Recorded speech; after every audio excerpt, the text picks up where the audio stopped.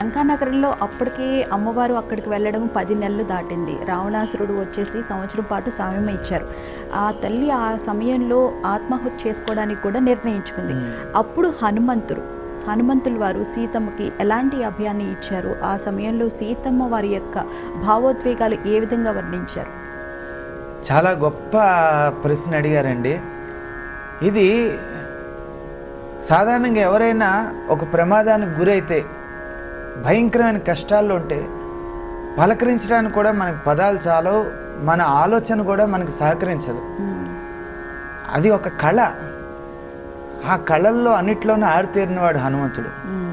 ఎప్పుడు ఎవరితో మాట్లాడాలి, ఎలా మాట్లాడాలి, ఏ రకంగా మాట్లాడాలి, ఎంతవరకు మాట్లాడాలి, ఎటువంటి పదప్రయోగం చేయాలి, ఇవన్నీ ఆయన దగ్గర నేర్చుకోవాలి. మనం సుందరకాండ చదివితే ఇటువంటి లక్షణాలన్నీ మనకు వస్తాయి.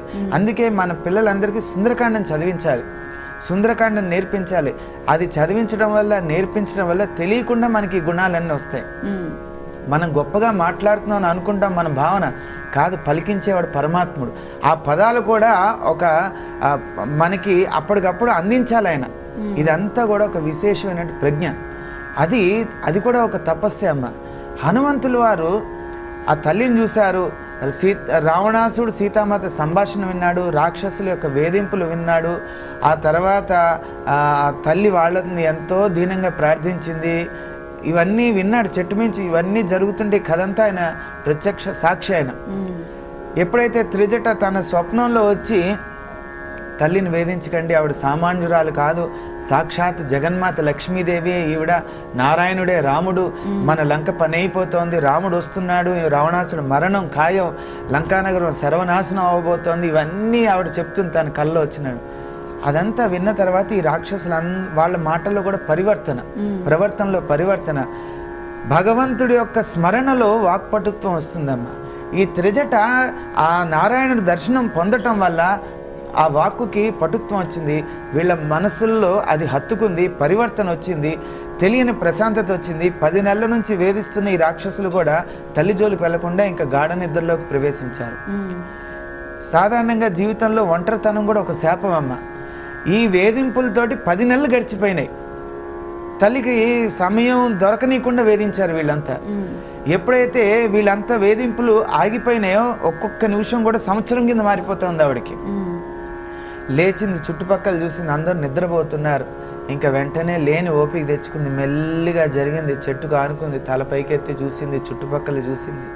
నా జన్మ ఎలా మారిపోయింది, ఏమిటిది, ఏ జన్మలో ఏ పాపం చేశాను కదా, నా భర్తకు దూరం అయ్యా, కష్టాలు పాలయ్యా, హింసలకు గురయ్యా, వినకూడని మాటలు వింటున్నా.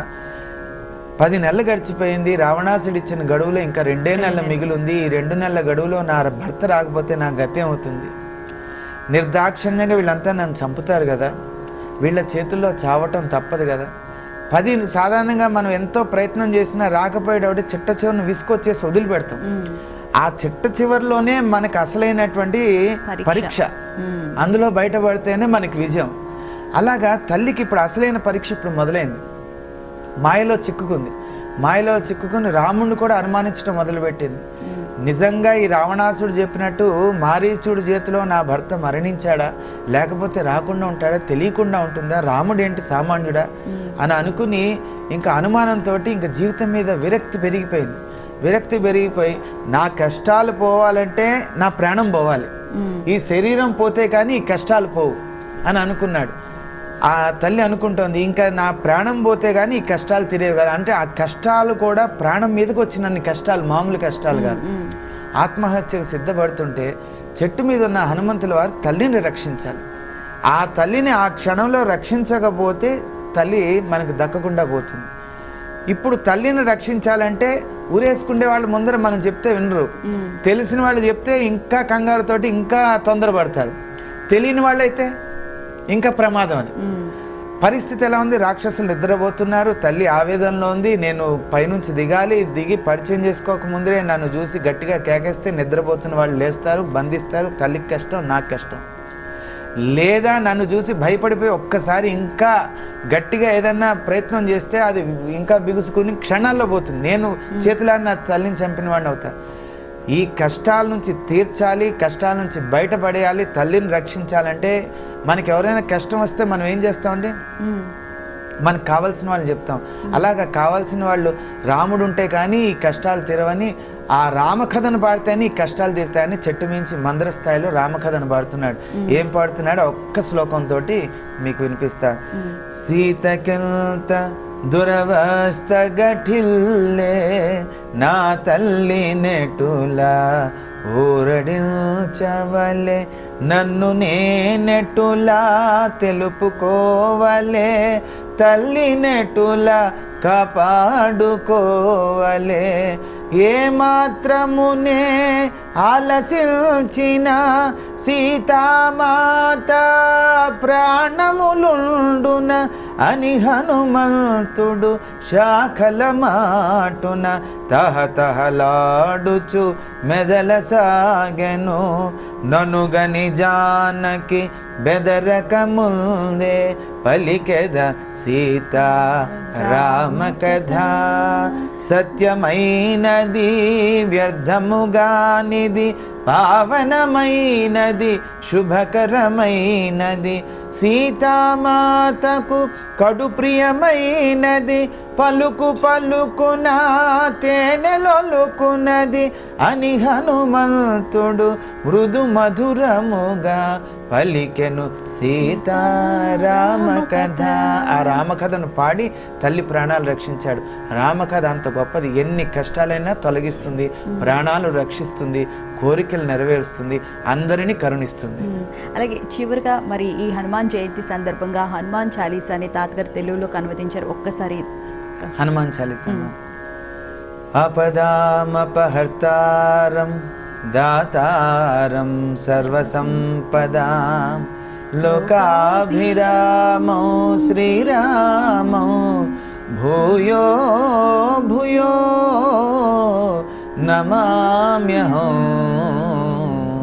హనుమానంజనాసూనుః వాయుపుత్రో మహాబలః రామేష్టః ఫల్గుణశకః పింగాక్షో అమిత విక్రమః ఉదధిక్రమణశ్చైవ సీతాశోక వినాశకః లక్ష్మణ ప్రాణదాతా చ దశగ్రీవశ్చ దర్పః. ద్వాదశైతాని నామాని కపీంద్రస్య మహాత్మనః స్వాపకాలే పఠే నిత్యం యాత్రాకాలే విశేషతః తస్య మృత్యు భయం నాస్తి సర్వత్ర విజయీ భవేత్.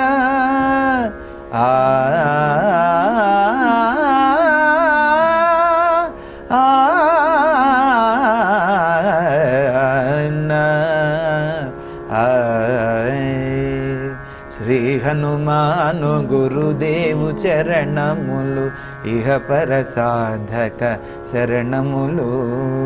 బుద్ధిహీనతను కలిగిన తనువులు బుద్బుదములని తెలుపు సత్యములు. శ్రీ హనుమాను గురుదేవు చరణములు ఇహ పర సాధక శరణములు. జయ హనుమంత జ్ఞాన గుణవందిత జయ పండిత త్రిలోక పూజిత అని ఆ రకంగా ప్రారంభించాడమ్మా.